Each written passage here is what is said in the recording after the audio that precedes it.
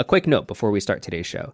You may have heard that President Trump has issued an executive order seeking to block all federal funding to NPR. This is the latest in a series of threats to media organizations across the country. The executive order is an affront to the First Amendment rights of public media organizations, and it's also an affront to the First Amendment rights of the American people. NPR remains committed to serving the public. That's you. We bring you stories and conversations that spark your curiosity and challenge your perspective, conversations that you won't find anywhere else.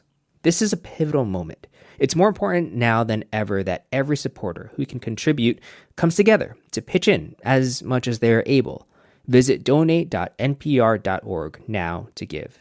And if you already support us via NPR Plus or another means, thank you. Your support means so much to us. You help make NPR shows freely available to everyone. We are proud to do this work for you and with you. Hey, it's NPR's Book of the Day. I'm Andrew Limbong. Today we've got two funny novels that take a peek inside the publishing world. And don't worry, they're not navel-gazing state-of-the-books industry type novels. Instead, they make the point that the people who make these books that we all read and enjoy are human. In a bit, we'll talk to a writer who used to work at The New Yorker as a fact-checker about his book about a fact-checker. But first, Laurie Gould's new book, Romantic Friction, is about a romance writer at the top of her game. Or maybe she's not. Maybe she's just past the peak of her prime because there's a new hotshot writer coming up right behind her. Gould talks to Here Now's Tiziana Deering about how the book was inspired by the highs and lows of the writing industry. That's ahead. This message comes from Schwab. At Schwab, how you invest is your choice, not theirs. That's why when it comes to managing your wealth, Schwab gives you more choices. You can invest and trade on your own. Plus, get advice and more comprehensive wealth solutions to help meet your unique needs. With award-winning service, low costs, and transparent advice, you can manage your wealth your way at Schwab. Visit schwab.com to learn more.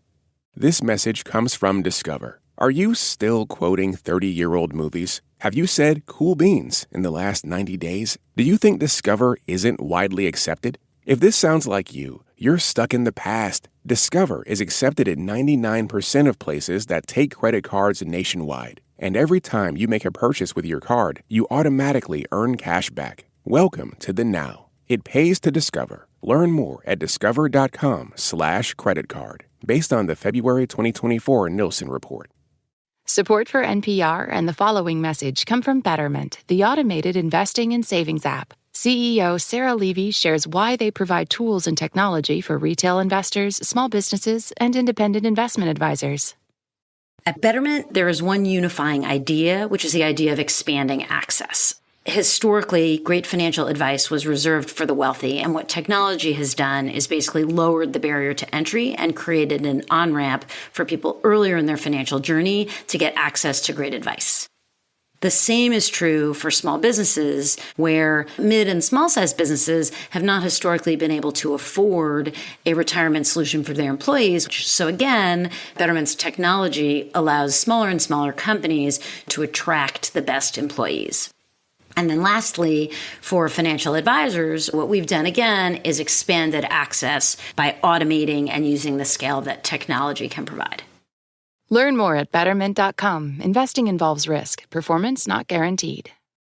In the new novel Romantic Friction, Sofie Wilde is a wildly successful fantasy romance author. She's been booked to headline a big readers' convention. Life couldn't be better, except at her own book event, she finds herself overshadowed by a newcomer billed as the next Sofie Wilde. And as if that weren't enough, the newcomer claims that she is using AI to write books directly drawn from Sofie's. Sofie goes on a rant, which of course winds up on social media, and lands her in a firestorm of criticism. Again, the book is Romantic Friction. The author, Laurie Gould, joins us in the studio. Welcome, Laurie. Thank you for having me. It's great to be here. So I have read the book, embraced it all, and I'm still going to ask you, is it an anti-AI book or not? My goal and my aim was to show both sides, people who would be pro, people who would be con, both as writers and as readers. And so that was what I hoped to do. I didn't want to come out and dominate with my own feelings. I wanted the reader to read both sides and be able to make their own decision. Okay, but now you can tell me your own feelings. So do. Well, my own honest feelings is I'm anxious and I'm worried and I'm scared. I'm scared for my career, my writer friends, and I teach creative writing, and I have so many students who are looking to break into this field. So if AI can come in and write books faster, cheaper, maybe better than we can, where does that leave us? So let's move now to Sofie Wilde in the book, this book, Romantic Friction, where she clearly has a, oh, hell no approach to this. One of the things that struck me was you could have situated this story in any genre, right? Mm-hmm. It's kind of meta. It's a book about somebody who writes books, and you pick fantasy romance. Right. I mean, that is a very specific genre. Mm-hmm. So why is Sofie Wilde a fantasy romance writer? So I was thinking of Sofie in some ways of what I love to consume, and I love big epic fantasies that often incorporate romance. Game of Thrones is one of my favorite TV shows of all time. And I was thinking of her creating that kind of universe because that universe has such rabid fans.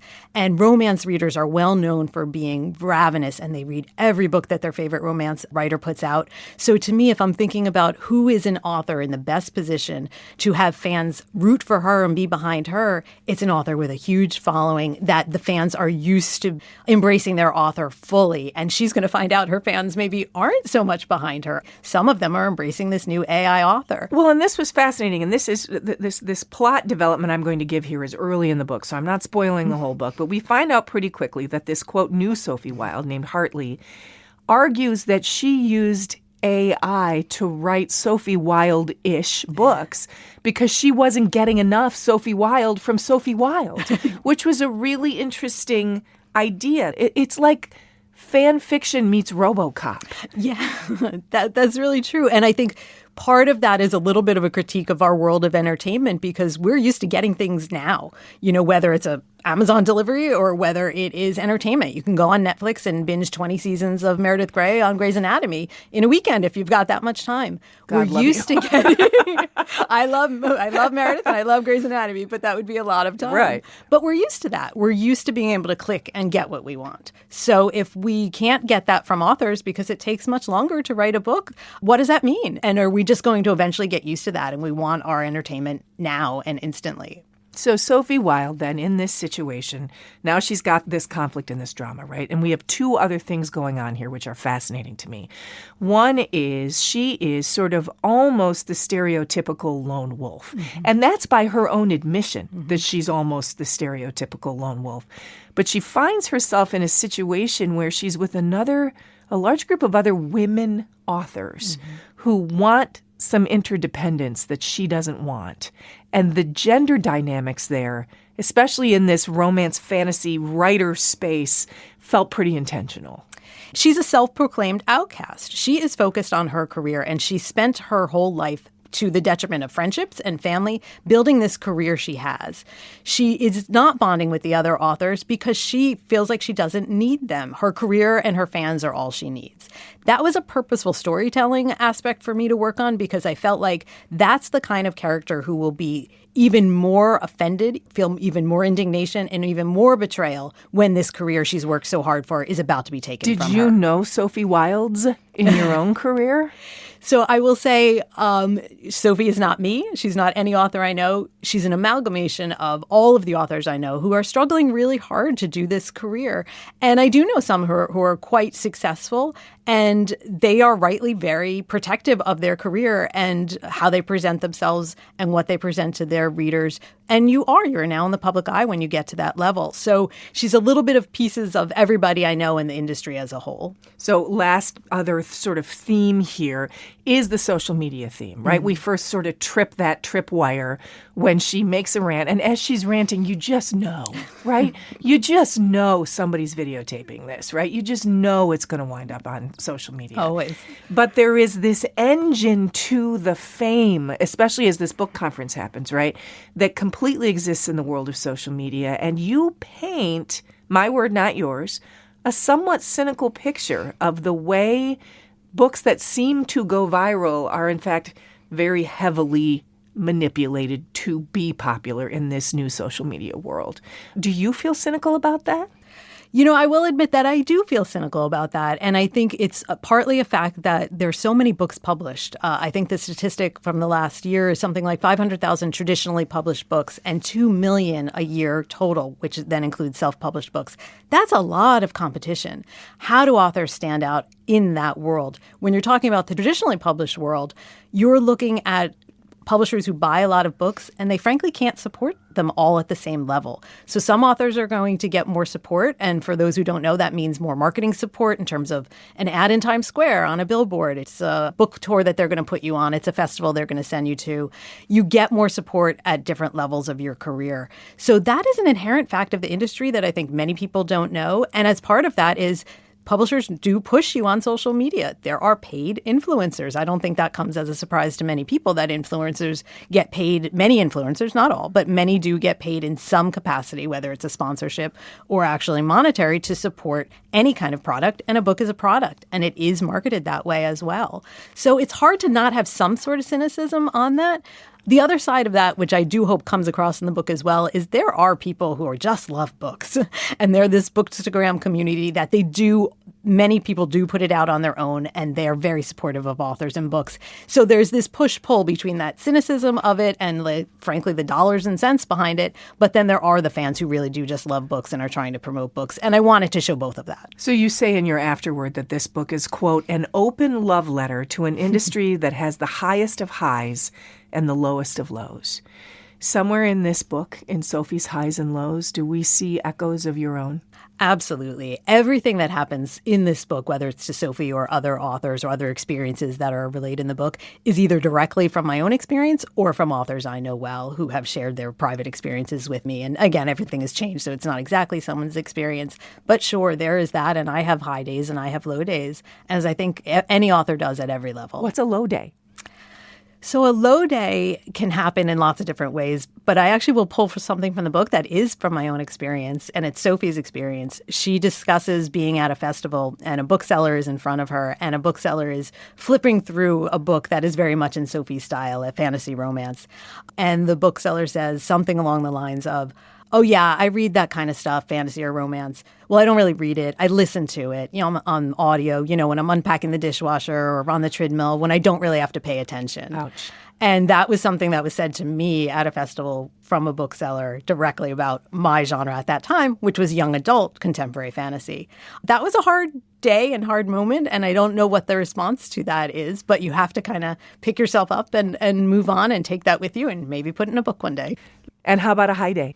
High days today, being here talking with you about a book that I really feel like my heart is in, and I really love this book, and I really am proud of what I did. And frankly, to counter the cynicism that I just discussed, a traditional publisher of HarperCollins published this book that shows the industry warts and all. That's not something I actually thought would happen as I was writing this, to be honest. I wasn't sure if this was going to get to be a published book because it does expose kind of the good and the bad of the industry. Yeah. Lori Gold, her new novel is Romantic Friction. Lori, thanks. Thank you so much for being here. This was great. Support for NPR and the following message come from IXL Learning. IXL Learning uses advanced algorithms to give the right help to each kid, no matter the age or personality. Get an exclusive 20% off IXL membership when you sign up today at IXL.com/NPR. This message comes from Strawberry.me.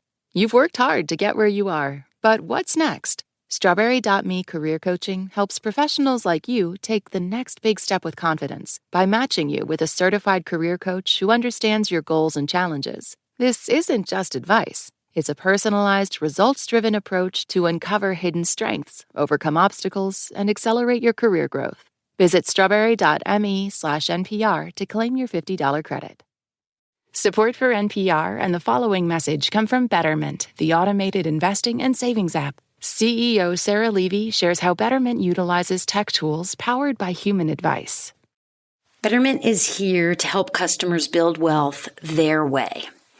And we provide powerful technology and complete human support where technology can deliver ease of use and affordability, and the people behind that technology can provide advice and guidance. Learn more at Betterment.com. Investing involves risk. Performance not guaranteed. Austin Kelley's new novel, The Fact Checker, doesn't just get into the inner workings of the magazine writing industry, it also gets into the guts of another infamously shady and petty industry, the farmers market. Here's NPR's Scott Simon. A fact checker at a respected magazine didn't expect the Mandeville Green piece about a farmer's market in New York City, 2004, to be an oozer, as he puts it. It's a food piece, the unnamed narrator narrates. It's not going to kill anyone. But the fact checker reads that a tomato grower named Sylvia refers to nefarious business at the market. You find Sylvia to ask what she means, and that's when the quest for real facts begins. The Fact Checker is the first novel from Austin Kelley, a former New Yorker magazine fact checker, in fact. He joins us from our studios in New York. Thanks so much for being with us. Thank you. You'll be fact-checking this interview, won't you? Yeah, I hope not. And an oozer? Yeah, an oozer. I would say one that you're not quite sure where things are going or what's solid and what's not. I'm going to use that a lot from now on. Tell us a little more about how the story unfolds. There is something that gets kind of handed to him, isn't there? Well, he has this story, and it's a story, as you said, he doesn't expect to be a big deal because it's a farmer's market story, and he's usually busy working on things that are about the war in Iraq or Afghanistan. So this is a sort of a lighthearted piece, but when he gets to this one line that he feels is a negative portrayal of the farmer's market, he suddenly gets kind of fixated on that. And when he meets Sylvia, this farmer who supposedly said those negative things, he gets fixated on her. Then when she disappears and doesn't really give him any explanation, the rest is trying to find out what really happened to her. Sylvia grows, is it Rampoho tomatoes? How do we pronounce it? Ramapo, I think, is the way I pronounce it in my head. And I believe that's what they said at Rutgers, where those tomatoes were actually developed originally. As I found out, because I thought, he made this up. But no, it was developed at Rutgers. That's an actual New Jersey tomato, isn't it? Yeah, and every year Rutgers has a tomato festival. I like to go. I've gone a couple of times. I have to ask, did you ever do anything remotely like this as a fact checker at The New Yorker? No, not really. I mean, there are some kernels of truth in there, little bits and pieces from the real experience of checking facts, which I hope come across to the reader. Oh, yeah. But what makes the fact checker suspect that the nefarious business at this farmer's market isn't just buying tomatoes at Costco and reselling them for 3 times the price? This fact checker, this narrator, is particularly skeptical, essentially. So at one point in the novel, he thinks maybe there's a drug sales going on at the farmer's market or something is being sold that shouldn't be. I thought the farmer's market was kind of an interesting setting because we think of that food as being so pure and so straight from the earth that it would be interesting to have a character be even skeptical of that. The fact checker and Sylvia meet, they drink, they dine, they become involved. Yeah, I think that confusion between whether or not this character is sort of interested in this woman and curious about her, or whether he's really trying to find the heart of the truth in the story is something that he's not quite sure about and that he kind of gets mixed up about as well. And I think it's both. He wants to know Sylvia better, and he's very idealistic, and he sees something idealistic about this tomato farmer, and he's interested in her. So he's kind of pursuing both, and they get compounded, I guess. Could I get you to read from your novel the note that Sylvia leaves on the fact checker's pillow? Sure.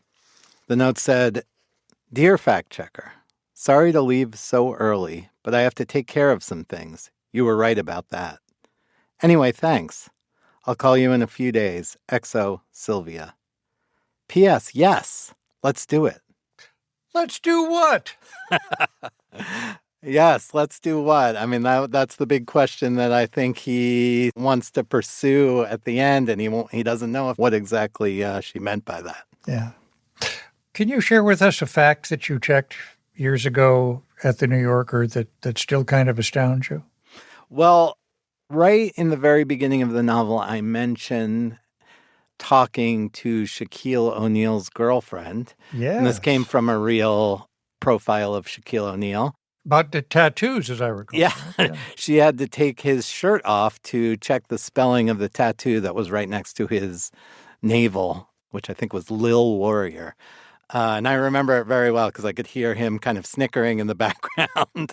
And meanwhile, she was checking not only the spelling, but the punctuation, what was capital, what was the lowercase. So we were thorough. I bet that's memorable for him, too. Are fact checkers, as we learned from this one, detectives at heart? Yeah, I think when I worked as a fact checker, I always thought there was a little bit of detective work that you would do every day. And I always thought that was an interesting and fun part of it. I thought the fact checker was kind of a funny version of the classic detective, a little bit more nerdy. Is this fact checker an alter ego for you? I hope not, but probably. I mean, there are many ridiculous things about him and silly lapses. I hope I don't have those, but probably I do. We never know. Austin Kelley, his new novel, The Fact Checker. Thank you so much for being with us. Thank you so much. What a pleasure. That's it for this week on NPR's Book of the Day. If you want more, you can sign up for our newsletter at npr.org/newsletter/books. I'm Andrew Limbong. The podcast is produced by Chloe Weiner and edited by Megan Sullivan. Our founding editor is Petra Mayer.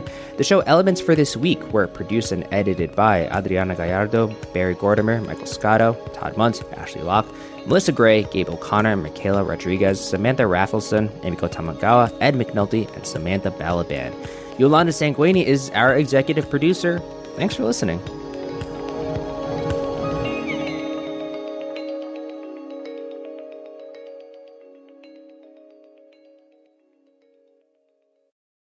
This message comes from Mejuri. Mejuri has changed fine jewelry buying, making it accessible for more than special occasions. Their pieces are handmade using high-quality materials, so you know they'll last. Shop online at Mejuri.com or in-store today. This message comes from Homes.com. What kind of programs does this school have? How are the test scores? These are all things parents ask when they home shop. That's why each listing on Homes.com includes extensive reports on local schools. Homes.com. We've done your homework.